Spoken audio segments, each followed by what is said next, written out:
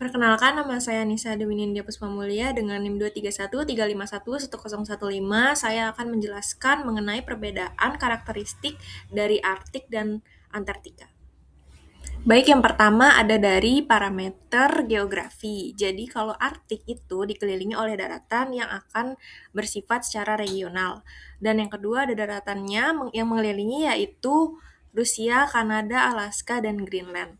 Perbedaannya dengan Antartik adalah jika Antartik itu dikelilingi oleh perairan terbuka, Southern Ocean atau Samudra Selatan, dan dapat berinteraksi langsung dengan Samudra Atlantik dan Samudra Pasifik. Selanjutnya yang kedua ada parameter massa air. Jika di wilayah Arktik itu massa airnya akan relatif lebih dangkal dan berlapis, seperti intermediate water, dan kontribusinya lebih kecil terhadap sirkulasi global. Lalu selanjutnya hanya berperan dalam sistem regional, karena hanya dikelilingi daratan itu tadi. Lalu yang selanjutnya ada Antartika, ini lokasi pembentukan terjadinya Antarctic Bottom Water atau AABW. Yang selanjutnya adalah penggerak utama dalam sirkulasi termohaline secara global, karena Antartika ini langsung berinteraksi dengan lautan luas. Yang ketiga ada stratifikasi. Jika di Arktik, stratifikasinya lapisan air tawar di permukaan berasal dari aliran sungai besar dan pencairan es. Lalu terbentuk halocline yang stabil dan menghambat percampuran secara vertikal. Jika di Antartika, stratifikasi relatif lebih lemah karena pengaruh angin yang kuat. Dan perairan Antartika lebih dinamis. Yang keempat, ada arus dominan. Di Arktik, arus dominannya adalah Beaufort Gyre dan Transpolar Drift yang berputar di dalam cekungan samudra yang dikelilingi oleh daratan.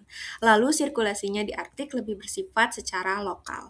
Dan di Antartika, adanya Antarctic Circumpolar Current yaitu ACC, dan ACC ini akan mengisolasi Antartika dari pengaruh air hangat di lintang rendah.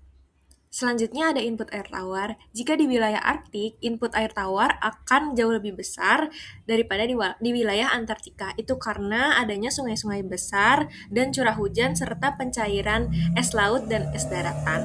Lalu ada perbedaan salinitasnya di permukaan Arktik itu menjadi lebih rendah.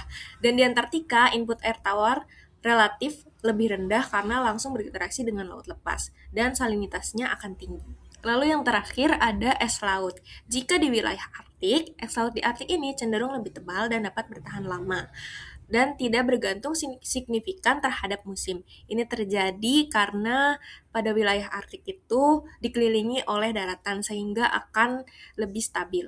Lalu di Antartika, ketebalannya relatif lebih tipis dan luasannya sangat fluktuatif dan bergantung pada musim. Seperti pada gambar 4, kondisi es laut pada winter dan summer dari setiap wilayahnya itu berbeda-beda karena kondisi geografinya itu tadi. Sekian dari saya, terima kasih.